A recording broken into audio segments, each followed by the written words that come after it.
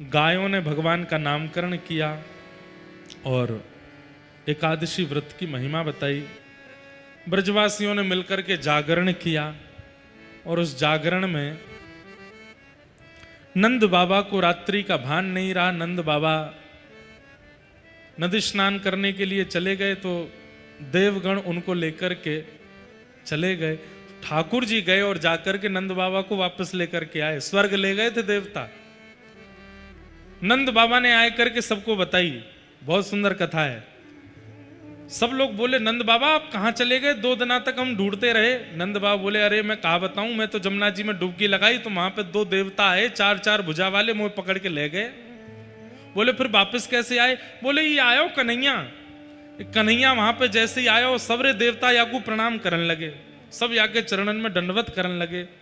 याने सबंते कह दी मेरे पिताजी इनको तुरंत छोड़ो और जे मुंह को लेके आयो। सब ब्रजवासी ठाकुर जी के पास गए और ठाकुर जी से जाके बोले लाला तू कहीं सांची में जय जय तो ना है? तेने कछु दिना पहले पहाड़ उठा लियो, वाते कछु दिना पहले तेने कालिया नाग मारो, वाते कछु दिना पहले तेने अरिष्टासुर, व्योमासुर, धेनुकासुर, पूतनार सबरे मारे तेने। और अभी बाबा बता रहे हैं कि वो 4-4 भुजा वाले सबरे तो को प्रणाम कर रहे। लाला तू सांची बता, तो को हमारी सौगंध है, तू जय जय तो ना है? कहां अभी तक ठाकुर जी स्वयं बोलते थे कि मैं जय जय हूं, और आज जब ब्रजवासियों को संशय हुआ तो ठाकुर जी ये सिद्ध करने में लगे कि मैं जय जय नहीं हूं। मैं कैसे जय जय जाऊंगा? ना लाला अब तो हमें लग रही है तू जय जय। ठाकुर जी बोले देख जय जय तो रोज नहावे, मैं कब नहायो? बोले तू लाला 2 दिन पहले नहायो। बोले तुम्हें 2 दिन आते नहायो ना, मैं जय जय हूं? ठाकुर जी वृंदावन में रोज नहीं नहाते, कभी कभी नहामे।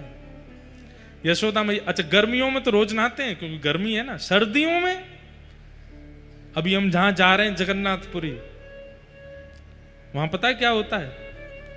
जगन्नाथ भगवान के सामने बड़े बड़े शीशे रखे जाते हैं और जैसे ही जगन्नाथ जी शीशे में स्वयं को देखते हैं, पुजारी जी जाते हैं और महाराज लेकर के बड़े बड़े चांदी के परातों से जल शीशे पे ही डालते हैं। जय हो जगन्नाथ जी को स्नान है गयो, महाप्रभु जगन्नाथ की जय हो, नहा लिए जगन्नाथ जी। प्रतिबिंब नहाता है, ठाकुर जी नहीं नहाते।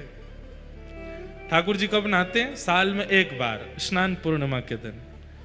चंदन लागी रोज होती है, ठाकुर जी को चंदन लगाया जाता है, वस्त्र रोज धारण करते हैं, श्रृंगार रोज होता है, पर स्नान ऐसे ही करते हैं भाव से। और साल में 1 बार नहाते हैं स्नान पूर्णिमा पे। वो वहां में 15 दिन के लिए बीमार पड़ जाते हैं जगन्नाथ जी।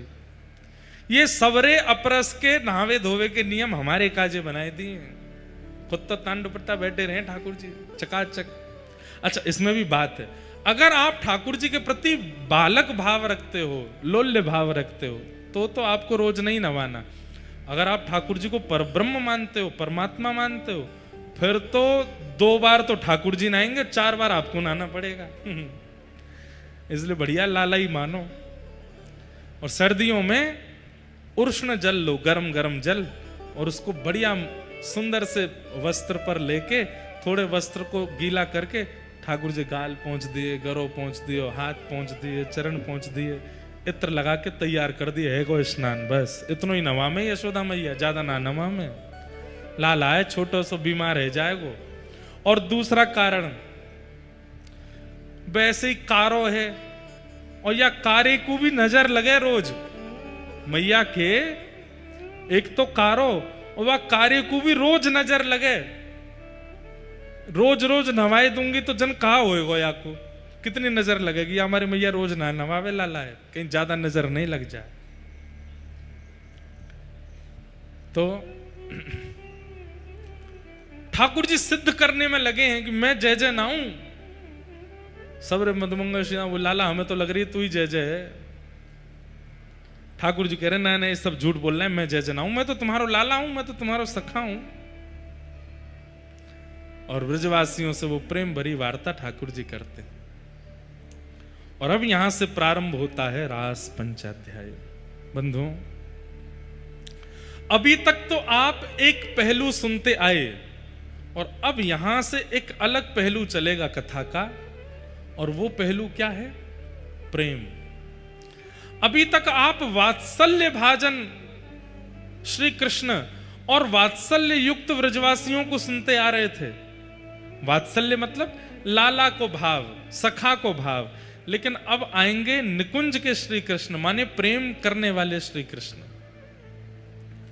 व्रज की गोपियां, बंधुओं, इन लाखों गोपियों में से कई गोपियां ऐसी हैं जो श्री कृष्ण को अपना प्रियतम मानती। ठाकुर जी की अवस्था 7.5 वर्ष की है। कितने वर्ष की? और 7.5 वर्ष के ठाकुर जी से 80 साल की, 90 साल की, 100 साल की, 110 साल की, 120 साल की गोपियां प्रेम करती हैं। ये कोई काम लीला नहीं है, ये कोई संसार के प्यार की लीला नहीं है, ये प्रेम लीला है। और इसके पीछे कारण क्या है? क्योंकि ये गोपियां देह गोपी का है, पर अंतर मन से ये सब पूर्व जन्म के सब संत हैं, ऋषि हैं, जो अनेक जन्मों से ठाकुर जी को प्राप्त करना चाहते हैं। सब गोपियों के चित्त में एक सा भाव नहीं है। कुछ गोपियां ऐसी हैं उन गोपियों में जो ठाकुर जी को अपना प्रियतम मानती हैं।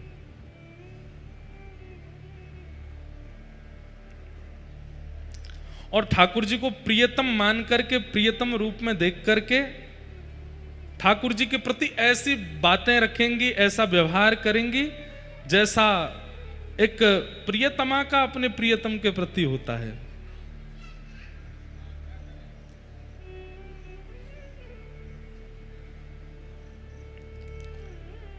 दंडक वन के वह सभी संत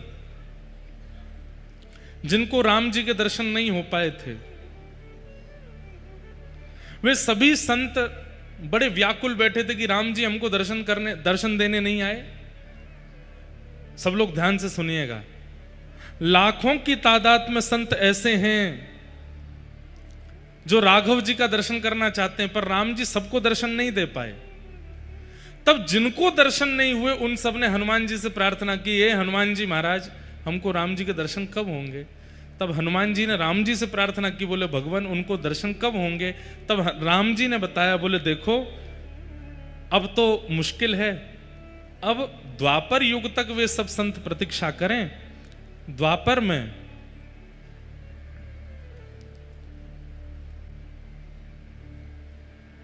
हम कृष्ण बन करके आएंगे और तब यही सब संत गोपी बन करके आएंगे और गोपी बन करके ये सब हमारे साथ रास विहार करेंगे। इसलिए इनसे कहो प्रतीक्षा करें एक युग की। तो वही दंडक वन के संत सब प्रतीक्षा कर रहे हैं और प्रतीक्षा करके वही सब गोपी बन करके आए। हम जब खरगोन कथा करने के लिए आए तो पहले दूसरे दिन जब लोगों से मिले तो यहाँ कई सारी तादाद में हमको वैष्णव वृंदावन से जुड़े हुए मिले। वैसे तो लगभग सभी लोग वृंदावन से जुड़े हुए हैं, पर वृंदावन से जुड़े होने का मतलब हम कह रहे हैं कि वृंदावन के रसपक्ष से जुड़े हुए। और वृंदावन का श्री वेणु विनोद कुंज जो कि एक रसपक्ष है। हमारी बात समझ रहे हैं? 3 वृंदावन हैं, कुंज, निकुंज और निवृत्त निकुंज। करोड़ों लोग आज वृंदावन जाते हैं, पर उनको केवल कुंज वृंदावन का दर्शन होता है। पर उस कुंज वृंदावन में जाते जाते जाते जाते जब वहां के रसिक संत आपको स्वीकार कर लेते हैं तो वे फिर निकुंज वृंदावन का दर्शन कराते हैं। और फिर निकुंज वृंदावन में जाते जाते जाते जब प्रिया प्रियतम को आप प्रिय लगने लगते हो तो वे आपको निवृत्त निकुंज वृंदावन का दर्शन कराते हैं। ताली मत बजाओ क्योंकि हमें पता है ये समझ में आया नहीं है कॉन्सेप्ट। कुंज वृंदावन में क्या दिखता है? कुंज वृंदावन में बिहारी जी, राधा वल्लभ जी, राधा रमण जी, राधा मोहन जी, श्री राधा दामोदर जी आदि आदि सबके दर्शन होते हैं। पर इन सब के साथ लस्सी वाले, टिक्की वाले और मालपुआ वाले, पेड़ा वाले, रिक्शा वाले, तांगा वाले, इन सबके भी दर्शन होते हैं। इसका मतलब आपने किसको देखा? कुंज वृंदावन को, जहां पर आपको बंदर भी दिखाई दे रहे हैं, मानव भी दिखाई दे रहे हैं, स्त्री भी दिखाई दे रही है, पुरुष भी दिखाई दे रहे हैं, भीड़ भी दिखाई दे रही है, हॉर्न भी सुनाई दे रहे हैं, रिक्शा भी दिखाई दे रहे हैं, लस्सी भी दिखाई दे रही है, दूध भी दिखाई दे रहा है, कचौड़ी भी दिखाई दे रही है, सब्जी भी दिखाई दे रही है, और इन सबके साथ बिहारी जी, राधा वल्लभ जी, राधारमण जी आदि भी दिखाई दे रहे हैं। ये है कुंज वृंदावन। लेकिन जब निकुंज वृंदावन में जाओगे, ना तो कोई नर दिखाई देगा, ना कोई नारी दिखाई देगी, ना कोई भीड़ दिखाई देगी, ना कोई बंदर दिखाई देगा, ना कहीं कचौड़ी दिखेगी, ना कहीं लस्सी दिखेगी, ना कहीं कुछ और दिखेगा। केवल प्रिया प्रियतम विहार कर रहे हैं, केवल राधा रमण, राधा वल्लभ, बांके बिहारी, केवल ये दिखाई देंगे, और कुछ याद ही नहीं रहेगा। आपसे कोई कहेगा खरगोन लौट के आओगे तो कितनी भीड़ थी वृंदावन में, पता नहीं। मंदिर में क्या हो रहा था, बोले पता नहीं, हमें तो केवल ठाकुर जी दिखे और कोई नहीं दिखा, और याद ही नहीं है क्या था वहां पे, निकल गया दिमाग से। और जब निवृत्त निकुंज में जाओगे, लेकिन अब देखो, कुंज समझ गए, निकुंज समझ गए, पर निकुंज में जाने वाला भी वापस लौट के खरगोन आएगा, पर निवृत्त निकुंज में जो जाएगा लौट के नहीं आ पाएगा, फिर वो वहीं का ही रह जाएगा, वहीं हो जाएगा। ऐसे ही हमारे इधर देखो, यहां देखो, इतनी गहरी बात कर रहे हैं, इधर उधर नहीं। वृंदावन के रस पक्ष में जैसे स्वामी श्री हरिदास जी की परंपरा है, जैसे श्री हितरवंश महाप्रभु की परंपरा है, जैसे गौड़िया वैष्णव परंपरा है, जैसे निम्बार्क परंपरा है, जैसे रामानुज परंपरा है, रामानंद परंपरा है, सबका अपना एक रस पक्ष है। उन्हीं रस पक्षों में एक श्री वेणु विनोद कुंज, और वहां के पूज्य महाराज जी, उनके कई अनुयायी हमको मिले, बहुत सारे बैठे हैं यहाँ पे।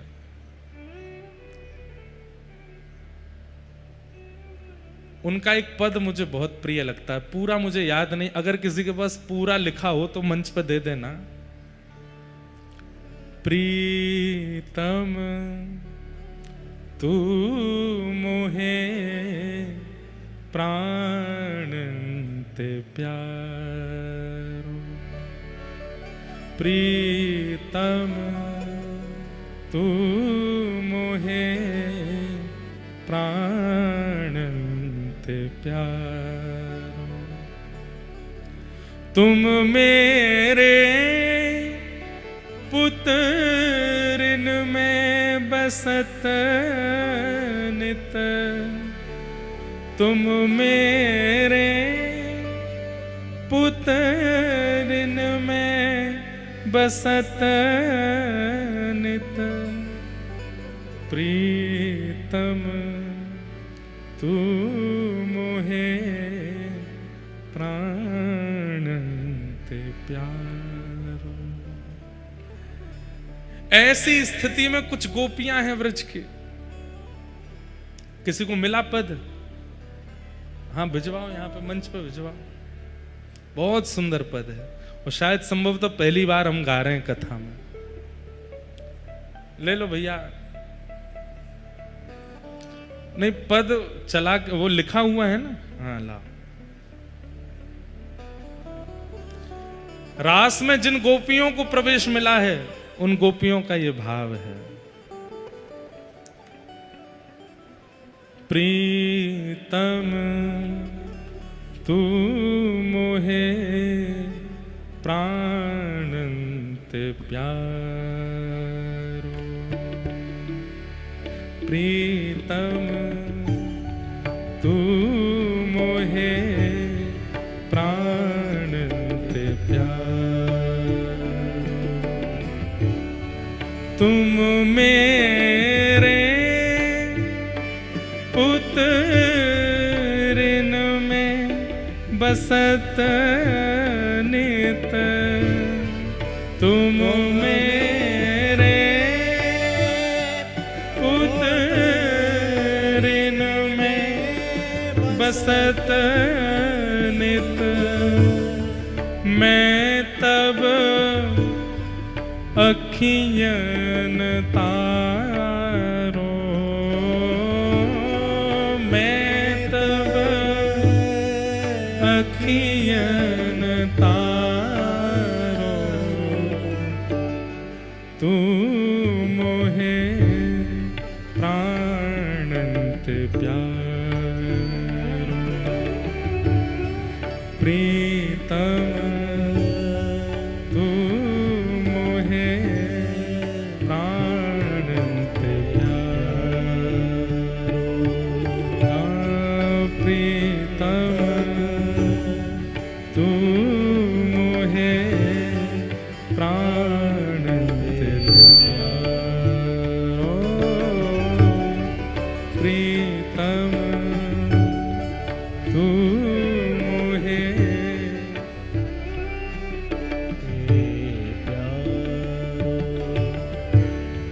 तुम मेरे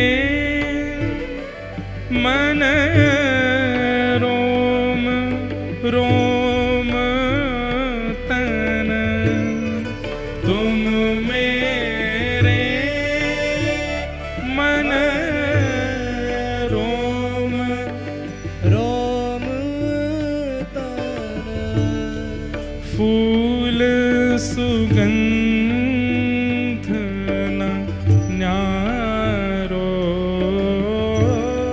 फूल सुगंध न न्यारो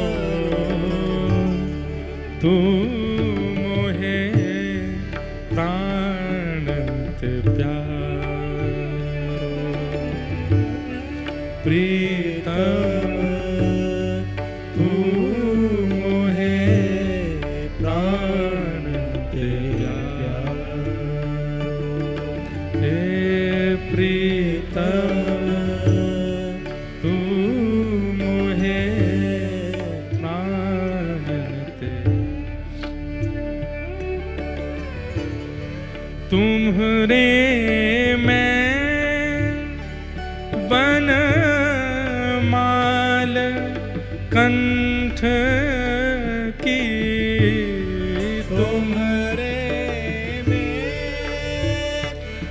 बन माल कंठ की तुम नैनन कचरा कारो तुम नैनन कचरा हाँ मैं मुख चंद्र मैं हास्य चंद्रिका मैं मुख चंद्र में हास्य चंद्र का सिंधु लहरी नहीं न्यारो सिंधु लहरी नहीं न्यारो तू मोहे प्राणंत प्यारो प्रीतम तू मोहे प्राण। इसमें अब ये ऐसा भाव है, इसमें सबका प्रवेश नहीं हो सकता। अब ये गोपी की मन की स्थिति है, वो ठाकुर जी के प्रति अपने प्रेम के शब्दों को पिरो रही है। और एक बात मैं कह दूं कि जहां कविता बन जाती हो, जहां शेरो शायरी बन जाती हो और वो कविता वह शेरो शायरी समझ में आ जाती हो, तो समझ जाना कि वो संसारी बात कही गई है। लेकिन जहां प्रेम की बात कही जा रही हो तो लगेगा कि समझ में आ रही है, लेकिन समझ में आएगी नहीं। वही तो प्रेम है। गोपियां प्रयास तो कर रही हैं अपने प्रेम को व्यक्त करने का, महाराज जी के शब्दों में वह प्रेम प्रकट हो रहा है, लेकिन वो सबके समझ में आने वाली बात नहीं है। और सबके समझ में आ गया तो ये प्रेम कैसा? उपमाएं ऐसी ऐसी दे रही हैं, वो सुनने के योग्य हैं। बस ठाकुर जी से प्रार्थना करना इस भाव को सुन के कि ये भाव हमारे चित्त में प्रकट हो, ऐसा प्रेम हमारे चित्त में प्रकट हो। मैं तुम रे बन माल पुष्प मधि, मैं तुम रे बन माल पुष्प मधि, धागा होत न न्यारो, धागा होत अच्छा, कितना सुंदर भाव है। पिछली पंक्ति में कह रहे हैं क्या, तुमरे में बनमाल कंठ की। तब किसी गोपी ने समझाया, अरे गोपी तू कहा कह रही है, तू श्री कृष्ण के कंठ की इतनी समीप की माला कैसे बन सकती है? हमारी इतनी योग्यता थोड़ी है कि हम उनके कंठ की इतनी समीप की माला बन जाएं, जो बार बार उनके कंठ का स्पर्श करे, बार बार उनके वक्ष का स्पर्श करे, उदर का स्पर्श करे। तब गोपी दूसरी पंक्ति में संशोधन करती है और अपनी स्थिति को और नीचा करती है। प्रेम में, प्रेम किसको कहते हैं? जहां सन्मुख भी नहीं खड़ा हुआ जाता, दूर ओट में रहा जाता है, छुप करके देखा जाता है प्रियतम को। मैं इतनी योग्य तो नहीं कि मैं सामने आ सकूं, मैं इनके कंठ से लग सकूं। तो फिर दूसरी पंक्ति में गोपी संशोधन कर रही है, मैं बनमाला नहीं हूं आपके कंठ की, तो क्या हूं? उसके बीच का धागा हूं। मैं तुम रे बन माल पुष्प मधि, मैं तुम रे बन माल पुष्प मधि, धागा होत न न्यारो,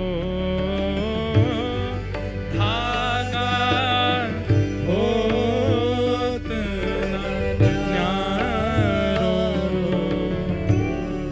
तू मोहे प्राणंत प्यारो, प्रीतम तू मोहे प्राणंत प्यारो। वंशी सुधा अनुराग राग में, वंशी सुधा अनुराग राग में, वंशी सुधा अनुराग राग में, वंशी सुधा अनुराग राग में, पद्म गंध नहीं न्यारो, पद्म गंध नहीं न्यारो, तू मोहे प्राणंत प्यारो, प्रीतम तू मोहे प्राणंत प्यारो। तुम रुचिकर श्याम तमाल तरुण, तुम रुचिकर श्याम तमाल, हाँ तुम रुचिकर श्याम तमाल तरुण, तुम रुचिकर बाल तरुण मैं बिलुलत बेल न न्यारो मैं बिलुलत बेल न न्यारो तू मोहे प्राणंत प्यार प्रीतम तू मोहे प्राणंत तब मुख सुख अरविंद सदन में तब मुख सुख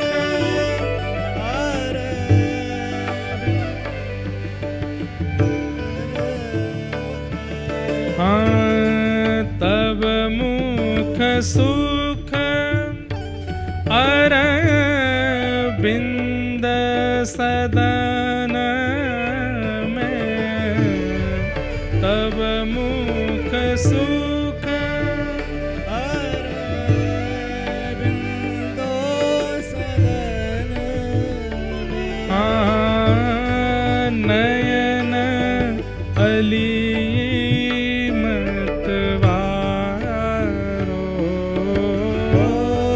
नयन अली मतवारो तू मोहे प्राणंत प्यारो प्रीतम तू मोहे प्राणंत प्यारो तुम मेरे पुत्रिन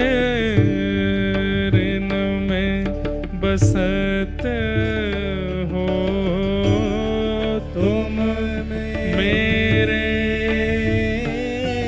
पुत्रिन में बसत हो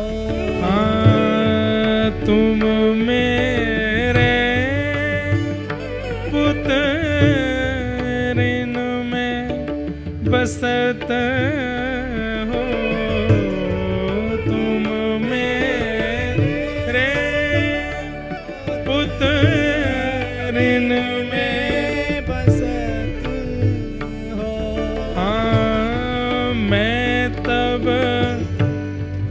अखियन तारो मैं तब अखियन तारो तू मोहे प्राणंत प्यारो प्रीतम तू मोहे प्राण से प्यार तू मोहे प्राण से प्यार तू मोहे प्राण से प्यार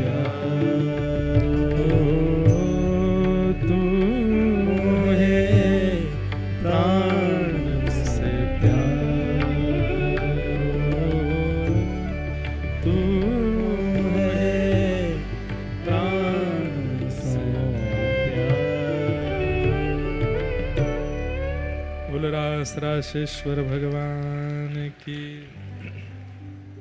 हमने आज पहली बार महाराज जी का ये पद गाया और हम पहले दिन से ही बोल रहे थे कि इतने सारे महाराज जी के सब शिष्यगण यहाँ हैं तो इस पद को जरूर एक दिन गाएंगे, पर ये सबके समझ में आने वाले भाव नहीं है। तुम मेरे पुत्रिन में बसत हो, पुत्रिन मतलब नेत्रन में, और उससे क्या हुआ, तब मैं तब अखियन तारो, मैंने अपनी आंखों को तब तार दिया जब से आप इन नेत्रों में बसे। गोपियां कहती हैं भागवत में, अक्षणवताम फलमिदम न परम वेदाम। इन आंखों से अगर आप देख सकते हो, बहुत ध्यान से सुनिएगा, आंखों को देखने की शक्ति अगर प्राप्त है और इन शक्ति से अगर आपने पूरे विश्व को देखा लेकिन विश्वंभर श्री कृष्ण को नहीं देखा तो आंख पाकर के भी आपने कुछ नहीं देखा। अगर उनको नहीं देखा तो हमने बेड़ा घाट देख लिया, नर्मदा जी देख ली, ऊंचे ऊंचे पहाड़ देख लिए, सतपुड़ा के जंगल देख लिए, शेर देख लिए, टाइगर देख लिए, स्विट्जरलैंड देख लिया, अमेरिका देख लिया, लंदन देख लिया, ऑस्ट्रेलिया देख लिया, लेकिन इस पूरे विश्व का कर्णधार श्री कृष्ण सचल रूप से अगर आंखों से नहीं देखे तो गोपियां कहती हैं आपने नेत्रों को पाकर के उन नेत्रों से जो देखना चाहिए वो नहीं देखा है। तुम मेरे पुत्रिन में बसत नित, मैं तब अखियन तारो, तू मोहे प्राण नित प्यारो। ये पद हमने आज से लगभग 3 साल पहले एक बार सुना था, बस एक बार, और तब से ही मेरे मन में था कभी गाऊंगा कभी गाऊंगा कभी गाऊंगा। बहुत सुंदर भाव है, लेकिन या तो ऐसा कह लीजिए कि इस पद के योग्य हमको श्रोता नहीं मिले इसलिए हम गा नहीं पाए। लेकिन आज भी समझ में तो बहुतों के नहीं आया होगा, लेकिन फिर भी महाराज जी के परिकर यहां बैठे इसलिए हमने गा दिया, उनके भाव से गा दिया। बहुत सुंदर भाव है। ले जाओ भैया, ये फोन ले जाओ। बोलो वृंदावन बिहारी लाल। तो अभी तक जो आप कथा सुन रहे थे वो कुंज की कथा थी, अब निकुंज की कथा है।